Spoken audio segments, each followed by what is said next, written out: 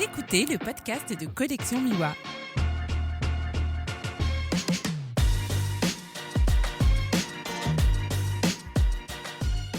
Bienvenue dans le podcast de Collection Miwa. Alors je suis Julien Girard et je suis aujourd'hui à Paris, à La Défense, avec Yegan Mazandarani. Alors, cette fois j'ai pas fait de faute parce que je viens de faire l'erreur et je me suis fait corriger. Donc Yegan est photographe et également l'auteur du livre Paria, un très beau livre photo en noir et blanc réalisé à partir de photographies argentiques. Alors je vais laisser Yegan se présenter, tu vas pouvoir nous dire qui tu es, quel est ton parcours, comment est venue l'envie d'éditer un livre.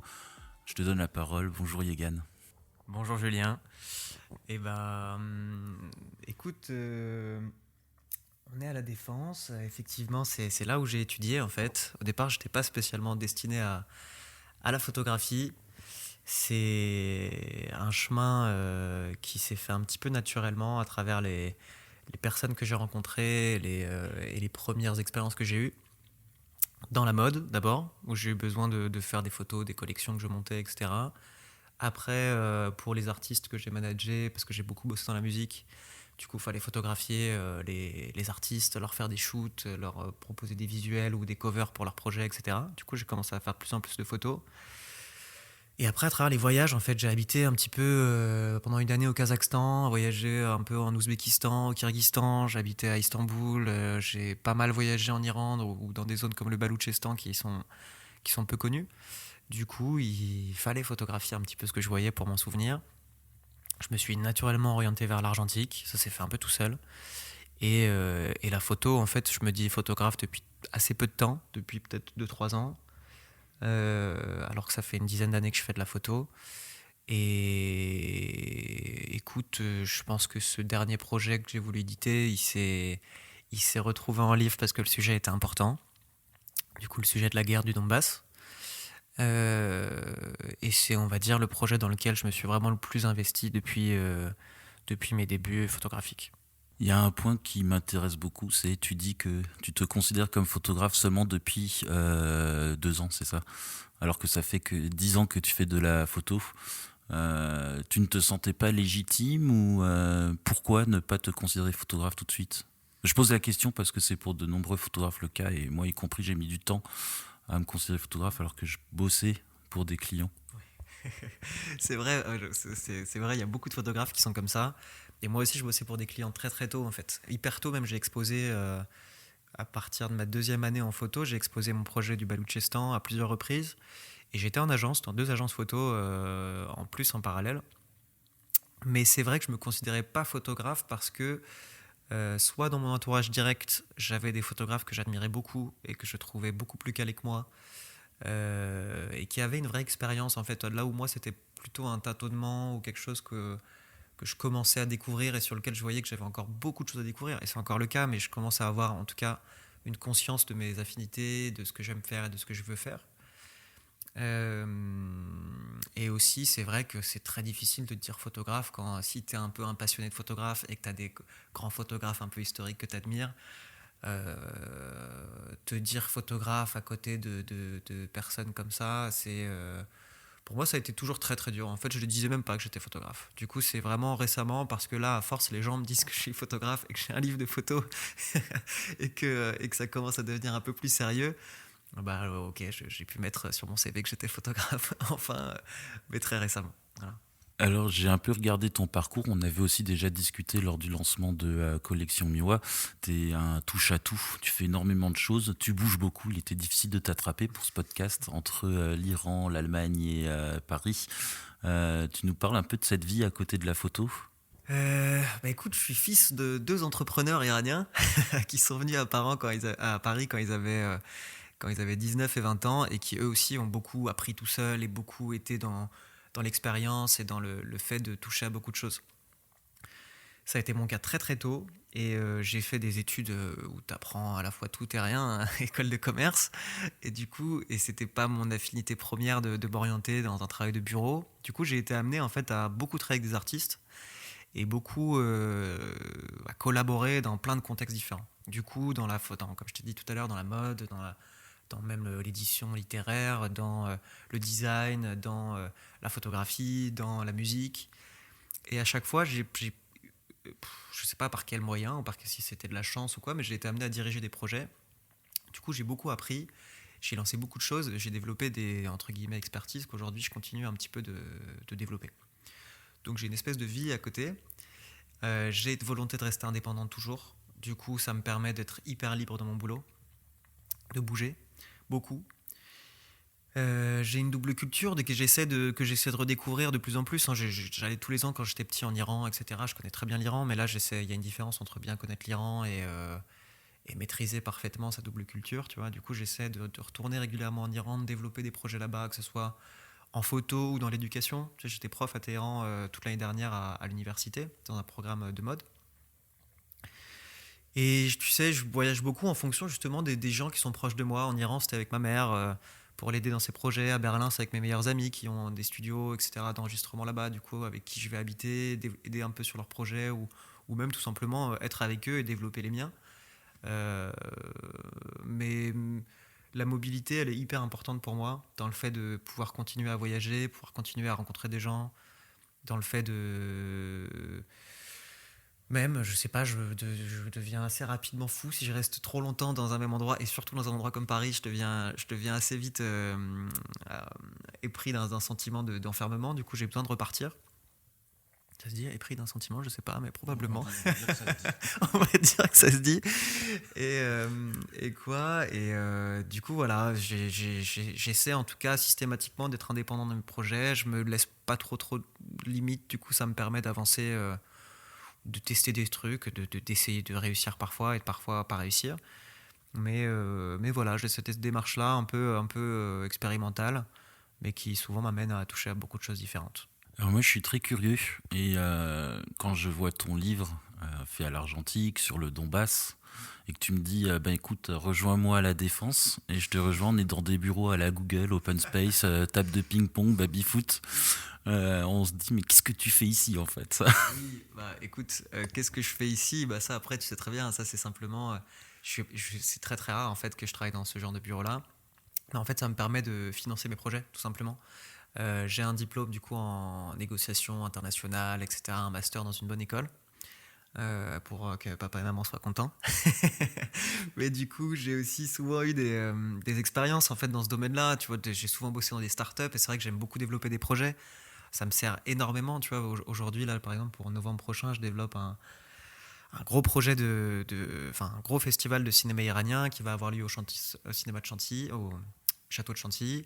On va inviter beaucoup de réalisateurs, ça va être avec Arte, on va avoir toute une grosse logistique à gérer, je vais être en charge de ce projet-là. Tu vois, c'est là où cette affinité un peu à l'organisation, au management ou à des choses comme ça, elle va beaucoup me servir pour un projet artistique dans lequel je vais pouvoir impliquer beaucoup d'amis.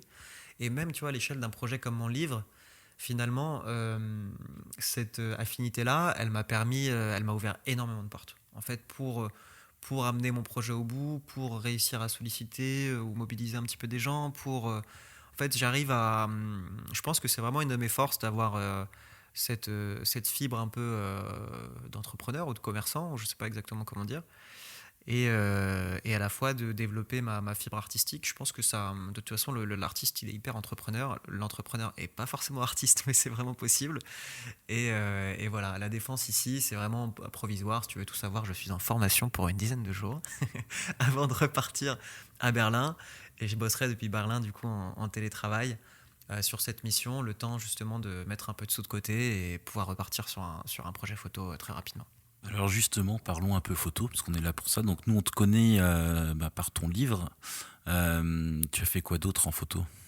Écoute, je t'invite à consulter un site internet. En photo, écoute, mes projets qui ont été le plus marquants, c'est un tout petit projet que j'aime beaucoup qui s'appelle Solitude, que j'ai fait dans le désert iranien, que j'ai jamais exposé. Mais en fait, je pense que ça a été... dans la démarche, en fait, un des premiers projets où je suis parti seul dans un endroit que je connaissais vraiment pas, un peu difficile d'accès, et où j'ai fait de la photo et où j'ai un peu écrit. Voilà, voilà, c'est un petit projet que j'ai même pas encore amené à terme. Disons qu'il y a le projet en Iran qui est peut-être celui qui a le plus fait de bruit à part celui à part Paria, parce que on travaillait du coup à l'établissement du premier spot de surf iranien avec des femmes au Baloutchistan, qui est la zone la plus reculée de l'Iran, à la frontière pakistanaise.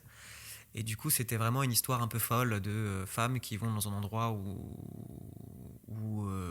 a priori, elles n'ont pas une place prépondérante dans la société, et où elles vont dans l'eau installer un spot de surf sous les yeux un peu hagards des hommes de la région qui les regardent étonnés de lancer ce projet-là, avec en plus la championne du monde de surf, une réalisatrice française, pas mal de gens qui nous ont rejoints d'Europe en fait sur ce projet-là.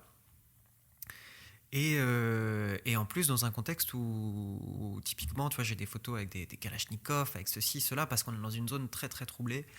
Et pour un projet qui en plus continue aujourd'hui, où le spot de surf, l'école de surf continue, je suis encore en contact avec la famille là-bas chez qui j'étais du coup.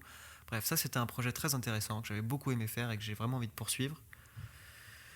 En fait j'ai fait pas mal de petits projets, mais j'ai vraiment je pense, c'est avec Paria que je m'en suis rendu compte, j'ai vraiment une sensibilité pour le reportage et probablement pour le reportage documentaire avec beaucoup de fond. J'ai beaucoup aimé sur ce projet, aller me documenter, lire beaucoup, interroger beaucoup de gens, etc. Et je pense que ça donne un fond et une vraie raison limite de travailler son projet photo, un peu comme une thèse ou un mémoire ou un truc comme ça, tu vois, de venir avec une espèce de conclusion, même si elle est subjective ou objective, tout dépend de l'axe dans lequel tu pars. Mais c'est vraiment ce que j'ai envie de faire pour la suite.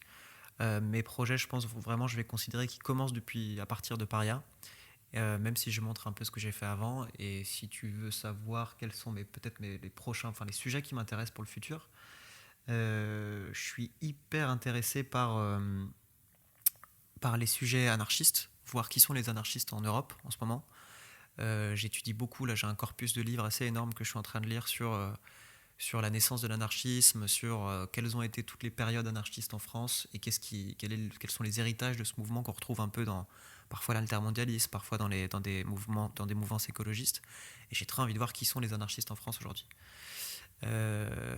Ou alors encore, j'ai très envie de travailler sur l'Iran, faire un état des lieux de la société iranienne actuelle, de la jeunesse ou des personnes religieuses, non religieuses, militaires ou pas militaires, etc. Et pouvoir expliquer à un ami français quelle est l'histoire de l'Iran, pourquoi l'Iran est comme ça aujourd'hui, et donner peut-être un aperçu d'un instant T de l'Iran. Ça serait voilà, les deux démarches un peu documentaires que j'aimerais faire pour les années à venir. Ça m'intéresse. Non mais l'Iran c'est un pays qu'on connaît beaucoup, mais pas forcément avec... Enfin, on connaît le côté médiatisé de l'Iran, qui n'est pas forcément celui qui reflète le mieux le pays. Et enfin, moi, tous les amis que j'ai qui sont allés en Iran sont revenus complètement sous le charme et avec des discours tout autres que ce qu'on peut voir dans les médias. Ça sera un livre ? Oui, le but en fait, si tu veux, c'est de prendre le temps en fait. Je me suis rendu compte en fait qu'il fallait beaucoup de temps pour faire un bon projet photo.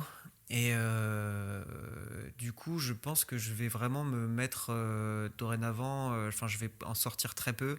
Et ce projet-là sur l'Iran va peut-être s'inscrire sur 2, 3, 4, 5, 10 ans, je ne sais même pas. Hein. Et pareil, le projet sur l'anarchisme, c'est en plus un sujet qui est assez peu documenté. Du coup, j'ai vraiment envie de bien le faire. Et il faut du temps, il faut des fonds pour faire un truc bien, il faut réunir pas mal de conditions. Du coup, j'ai à la fois l'envie de refaire un livre parce que je suppose comme toi que tu sais à quel point c'est un plaisir de le faire, et ça permet de vraiment développer son propos, de créer quelque chose qui a plus de corps, quoi, beaucoup plus de corps. Tu vas de nouveau travailler à l'argentique. Est-ce que tu travailles exclusivement à l'argentique ou tu travailles aussi de temps en temps en numérique ? Le numérique, c'est quelque chose que j'ai fait simplement quand j'étais en agence ou pour des besoins mode, et aujourd'hui je le recommande parfois quand on veut faire de la photo sur certaines choses où je dis là l'argentique ne convient pas. Du coup, ça peut m'arriver de faire un petit peu de numérique, mais je préfère largement l'argentique. Je privilégie l'argentique. Du coup, je pense que je ferai quasi exclusivement de l'argentique sur mes projets futurs. Ouais. Top. On n'a plus trop l'habitude de travailler en argentique. Alors j'en ai pratiqué, mais ça se limitait à développer mes photos dans la salle de bain calfeutrée. Comment on travaille en argentique en 2021 quand on souhaite faire un livre alors que tout le monde fait du numérique à côté? Alors déjà, il faut avoir des bons amis, parce que sinon, ça coûte beaucoup trop cher. Donc j'ai la chance d'avoir des amis, franchement, c'est pas des partenaires, c'est aussi des partenaires commerciaux, entre guillemets, sur le projet, etc. Mais c'est des amis, les amis de Nation Photo, les amis de Fred Goyot, que tu connais peut-être, le tireur parisien. C'est des gens en fait qui m'aident beaucoup parce que Nation Photo, ils me font quasiment 50% sur tout, les pellicules, les développements, etc. Fred, sur ses développements, pareil, il va me faire beaucoup d'aide, enfin, il va beaucoup de réduction, il va m'accompagner, me faire un travail formidable sur les tirages, etc. Enfin, on va vraiment pouvoir bosser ensemble. Enfin, je suis vraiment soutenu en fait dans cette démarche-là, justement peut-être parce elle est pas courante. Comment on travaille? C'est assez simple, hein. Tu prends ton sac de 90 pellicules avec toi. En plus, je travaille au moyen format. Souvent, quand je suis en reportage, du coup, j'ai encore plus de péloches, c'est encore plus long. C'est une autre manière de bosser. Mon 135 mm, il est vraiment en support. Mais mon appareil principal, c'est un moyen format, c'est un Mamiya 7, Mamiya 7 II. Et il y a plein de complications, rien que la recharge des pellicules, le fait de ne pas voir tes images pendant le reportage, de ne pas savoir ce qui est bon, ce qui n'est pas bon. Dans le Donbass, j'ai dû faire passer systématiquement en contrebande, etc. C'est très compliqué, dissimuler, etc. etc. T'as peur dans les aéroports, t'as des galères à chaque passage comment ça s'appelle, de bagages, de surveillance, etc. On te prend bien la tête, surtout avec ma bonne tête d'Iranien.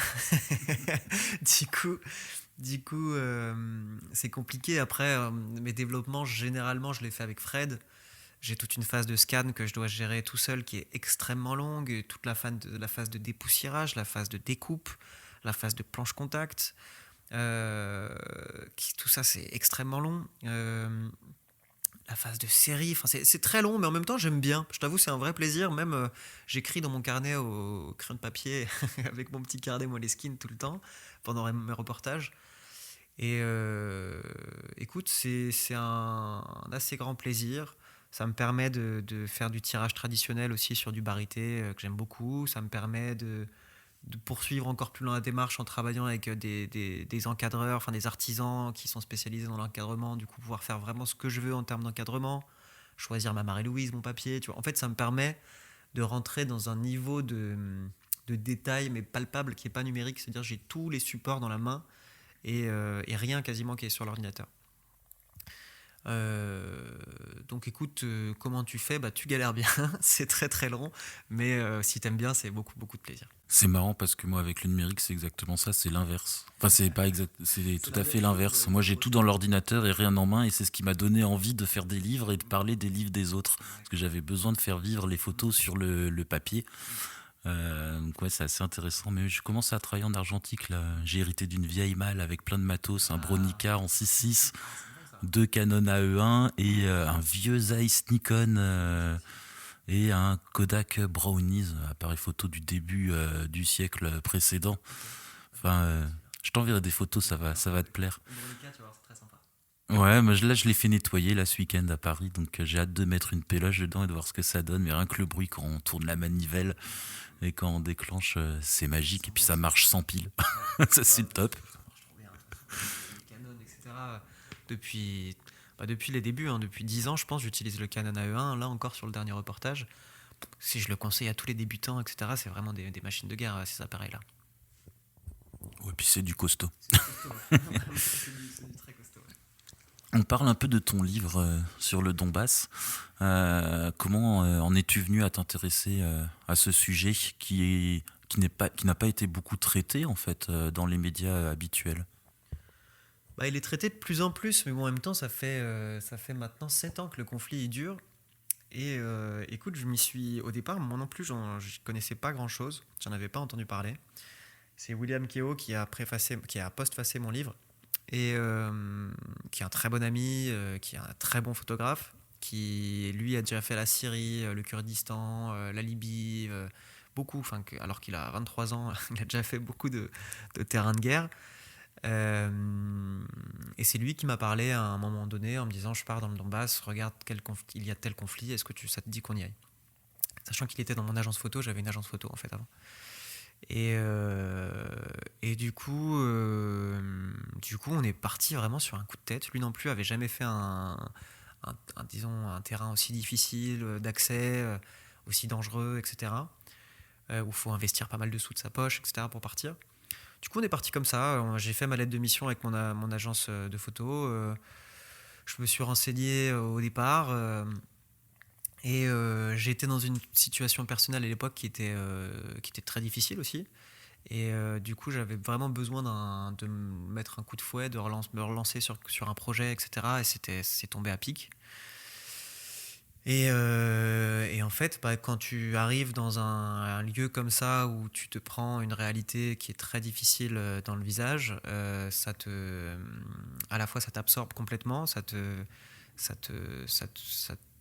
bouffe tout entier un petit peu, et forcément tu t'intéresses, forcément tu travailles encore plus dur. Et même après, même personnellement, ça te remet un peu les pieds sur terre, etc. Du coup, ça m'a obligé en fait à travailler sérieusement sur le sujet, parce que c'était quand même des vraies personnes que je photographiais envers qui je me suis senti une vraie responsabilité. Et j'ai pas voulu trahir cette confiance-là, en fait, la confiance de personnes qui te disent raconter notre histoire, de personnes qui sont aussi blasés parce que plein de journalistes sont déjà passés les voir et qui n'ont pas forcément publié leur histoire, ou alors ils ont trouvé que la manière dont on avait parlé de leur histoire était complètement tronquée, etc., ou utilisée, ou complètement dans le pathos, ceci, cela, alors qu'eux, c'est pas forcément ce qu'ils veulent. Ils veulent qu'on témoigne de ce qui leur arrive assez honnêtement, et c'est ce que j'ai essayé de faire, grosso modo. J'ai pas essayé de prendre ni un parti politique, j'ai aucun parti pris, on va dire, pour l'Est ou pour l'Ouest à ce niveau-là. La volonté, c'est juste de témoigner de l'atrocité de la guerre, de la folie que ça représente, et d'une situation, parce que y a des causes qui créent ces effets-là. Il y a des solutions aussi qu'on essaie de dissimuler, parce qu'il y a des intérêts dans cette guerre aussi pour beaucoup de gens, et dont je parle pas forcément dans le livre d'ailleurs, parce que je laisse le soin aux gens de se faire aussi, de se renseigner, d'aller plus loin, etc.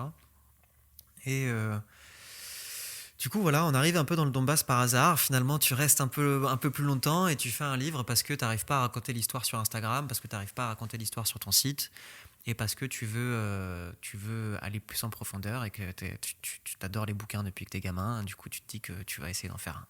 Mais du coup, l'idée du livre, elle est venue sur le terrain? Non, l'idée du livre est venue... vraiment, je suis parti, je te dis, 3 semaines avant, j'ai pris la décision de partir. Du coup, il n'y avait vraiment pas d'idée de livre. Et tu sais, j'étais avec 4 autres photographes qui, eux, n'ont pas produit de livre du tout. Aucun de nous, en fait, avait dans l'idée de produire un livre. Et c'est déjà, je suis revenu avec une quantité de photos énorme. C'était la première fois que je produisais autant d'images en argentique, au moyen format, au petit format, etc. C'est vrai aussi que c'était la première fois que j'ai eu une vision un peu différente photographique dans les images que j'ai produites. On va dire que c'est ma maturité photographique d'une certaine manière. Mais du coup, ça m'a permis de travailler de manière plus intéressante pour la première fois. Et c'est vrai que j'ai l'habitude d'écrire dans mes carnets quand je suis en voyage, même naturellement. Du coup, j'ai eu une base de réflexion assez énorme. Le livre, en fait, c'est plus mon carnet, quasi brut. Il n'y a quasiment rien de rajouté à part quelques recherches, etc., que j'ai dû faire a posteriori. J'ai même dû supprimer le 2/3 de mes carnets, en fait, parce que j'ai une matière énorme. Et on est déjà à 176 pages dans le bouquin. Et de toute façon, je ne mets pas tous mes carnets, sinon ça aurait été imbouffable. Je ne vais pas vous raconter toute ma vie. Et du coup, non, c'est vraiment après coup. C'est peut-être 6 mois après que je me suis dit que j'allais faire un livre.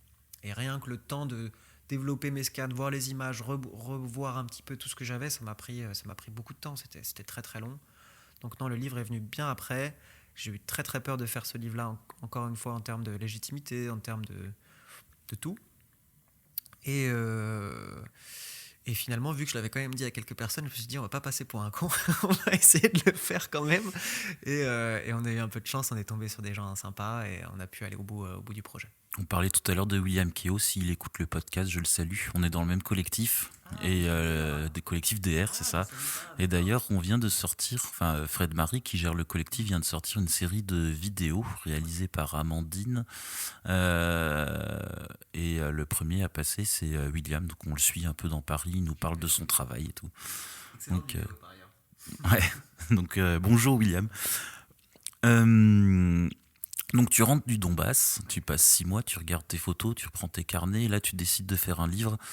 Tu as décidé d'auto-éditer ou tu as essayé de passer par des éditeurs avant de commencer ton aventure? En fait, si tu veux, je viens avant le Donbass, on va dire plutôt, je sortais d'une période où pendant 4 ou 5 ans, j'ai que travaillé soit en collectif, soit en agence, avec beaucoup de monde, beaucoup d'associés, vraiment dans une optique collaborative, mais dont j'ai beaucoup souffert la dernière année. Du coup, en rentrant du Donbass, je me suis dit, je n'ai envie de compter sur personne. Et je vais tout faire tout seul. Donc il y a eu une vraie volonté de ne pas perdre de temps, de même en fait de pas être découragé en envoyant des mails à des éditeurs, sachant que je connaissais rien au monde de l'édition, et d'en fait de me faire bâcher un petit peu par des gens, par des professionnels, etc. J'en ai eu aucune envie. Et je me suis dit, je vais tout faire tout seul, que ça aide la conception du livre à son édition, en fait, pour la première fois, j'ai voulu me faire vraiment confiance sur chaque strate du projet, sur l'exposition, et enfin sur vraiment tout. Et j'ai simplement voulu m'appuyer sur des personnes comme ma petite amie de l'époque, qui a été là et qui a été vraiment ma conseillère de A à Z pour m'accompagner sur ce projet, sur de Fred, de mon tireur, qui a beaucoup été là à mes côtés, parfois sur William, dont on parlait à l'instant, parfois sur Alexis Pazoumian, qui est un photographe là, qui va sortir bientôt son 3e livre, qui fait des choses formidables, là, qui revient de l'Artsakh, tu sais, dans le Haut-Karabakh, où il y a un conflit en ce moment, enfin, le conflit est terminé entre les Arméniens et les Azerbaïdjanais. Mais voilà, j'ai eu quelques personnes qui m'ont un peu conseillé, qui m'ont aidé, même Amine Slibani aussi, un de mes très bons amis, qui m'a aidé beaucoup pour l'exposition. Enfin, j'ai été accompagné, mais j'ai voulu être tout seul. Et c'était une vraie volonté, et je regrette pas du tout ce choix-là, parce qu'aujourd'hui, en fait, pour mes prochains bouquins, il me permet d'aller, ça m'a beaucoup plus facilement vers des éditeurs. Là, j'ai plusieurs contacts d'éditeurs qui m'ont indiqué qu'ils qui seraient ravis de travailler avec moi, ou même en galerie, enfin. Bien réussir ce projet, avoir un petit prix, avoir une vente qui s'est très bien passée, être distribué dans plusieurs bonnes librairies, etc. Ça m'a vraiment permis d'avoir une bonne carte de visite pour la suite. Donc je ne regrette pas du tout cette décision. Alors tu parlais de prix, tu as obtenu le prix IP et 2 autres, si je ne dis pas de bêtises. On va y revenir. On dit toujours qu'il y a un avant et un après pour les photographes qui ont sorti un livre. Et j'imagine que la différence doit être encore plus flagrante avec tes prix. Est-ce que tu peux nous parler des prix et de ce que cela t'a amené, est-ce que tu vois la différence avant-après? Écoute, oui, plus ou moins, je vois la différence. Après, c'est vrai qu'en ce moment, j'ai vraiment coupé. Déjà, avec cette période de Covid et de confinement, les choses sont pas du tout pareilles, et je suis pas reparti en reportage. Et pour être honnête, non, je la vois assez peu, la différence. Je pense que peut-être elle se traduira par la suite, mais c'est vrai que elle sera plus évidente par la suite, et encore, j'en sais rien. Mais même, je montre très très peu mon travail photo depuis Paria. Je suis très très calme en fait, je suis très peu présent sur les réseaux sociaux, c'est une volonté. Je montre, voilà, en fait, je continue là où je m'étais arrêté sur Paria, parce qu'il reste encore 2 expositions, une à Berlin, une à Téhéran, etc. La vraie différence, en fait, peut-être qu'elle tient dans les professionnels avec qui je vais pouvoir parler plus facilement, certains pros, mais je pense pour le moment, non, ça fait très joli sur mon site. Ça fait très joli l'autocollant dans les librairies, etc. J'ai un petit autocollant avec marqué prix telle chose 2020, etc. Peut-être que ça me légitimise un petit peu, mais je te dis, en ce moment, je suis vraiment dans ma petite tanière en train de travailler sur des projets. Du coup, finalement, je suis peu en contact avec les gens, donc ça me change pas grand-chose. T'es le premier à me dire ça. Ouais. On parle un petit peu plus de technique, édition. Donc tu décides de faire ton livre. Comment ça se passe? Donc tu nous parlais avant que tu avais un développeur, Fred, donc pour tirer les photos. Tu as un gros travail de scan. C'est quoi un peu le processus pour faire un livre à partir des photos argentiques? Écoute, la partie, c'est pour te faire dans l'ordre, tu développes tes films, tu les récupères en bande, tu mets tes gants, tu les découpes, tu les nettoies, tu les scannes.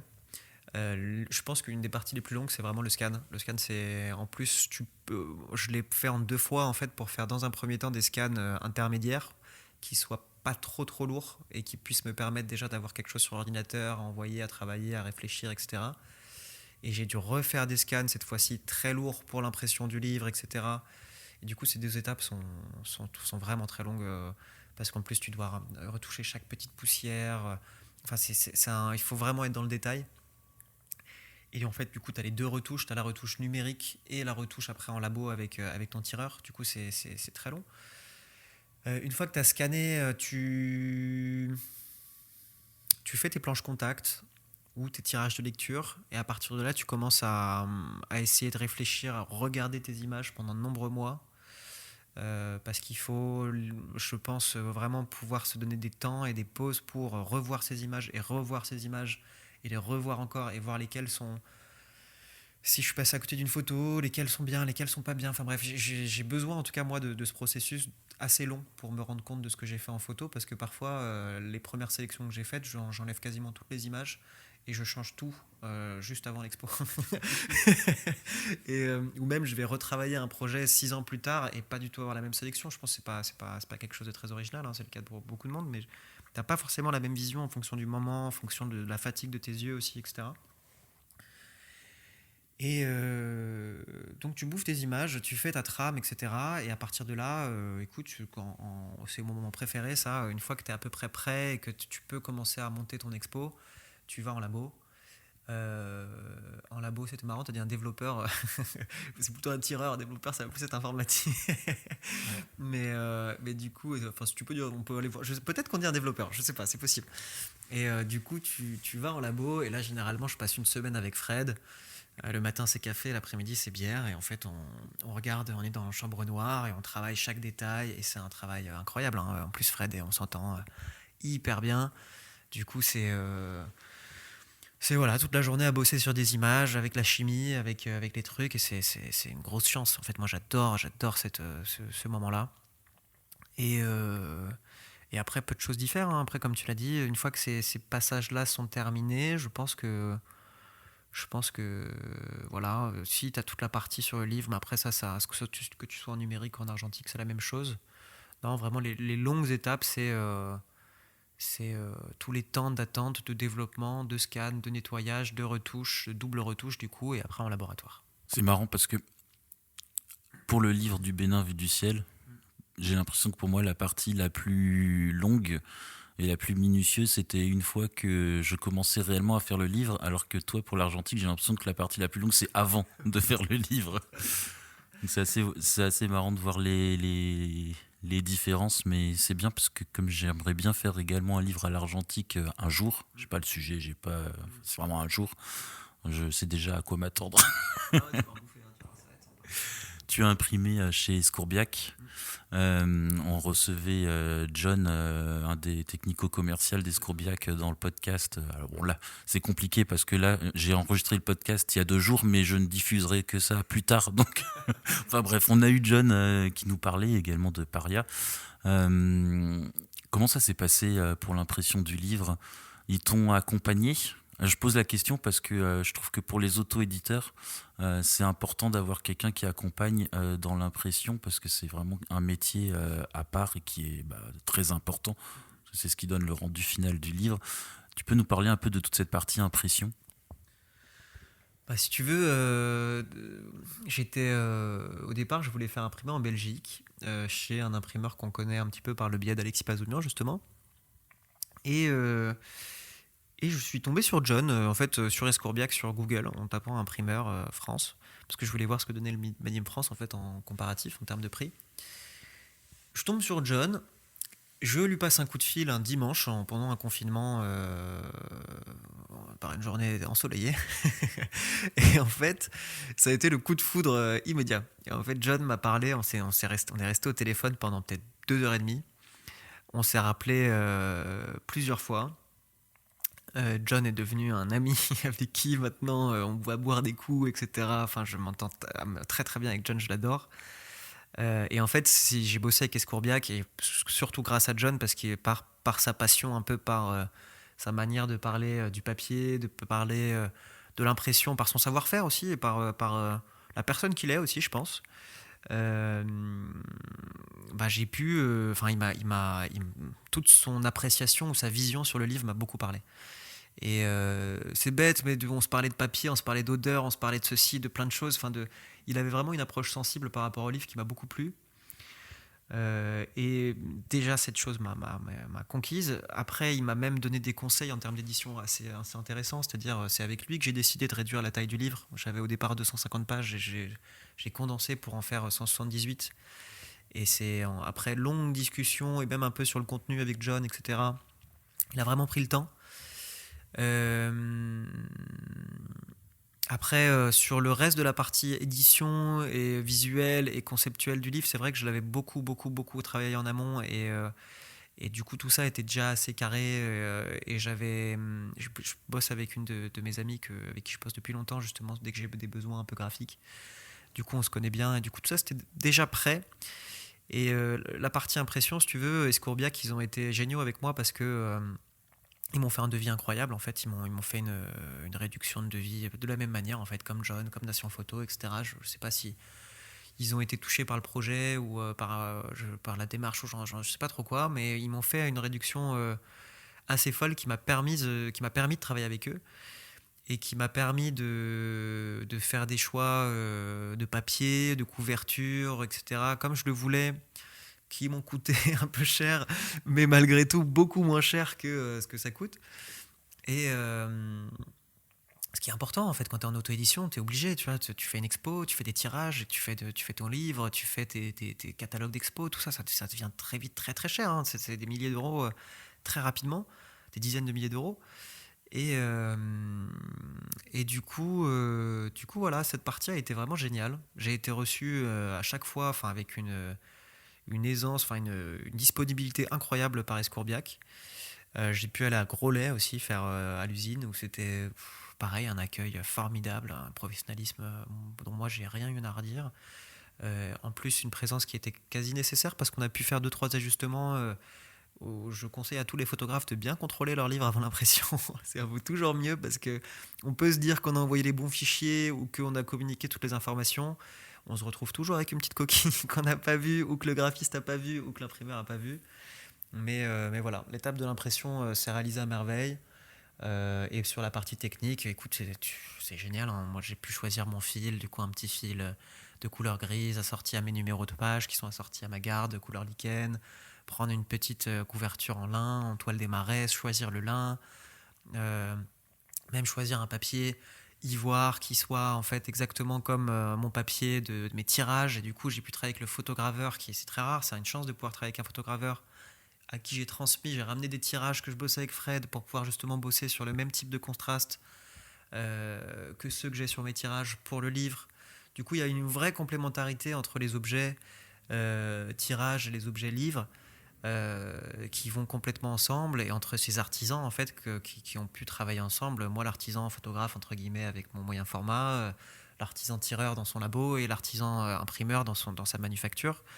Du coup une expérience incroyable vraiment. Je pense que le jour où mon livre est sorti après le vernissage et que tout s'est très très bien passé, la première chose que je me suis dit c'est que j'avais beaucoup de chance d'avoir pu faire un livre comme ça et d'avoir pu toucher tous ces supports-là que je trouve hyper nobles en fait. C'est marrant parce qu'on parle toujours d'auto-édition, mais finalement, c'est pas vraiment auto parce qu'il y a un maximum de monde qui intervient sur le livre.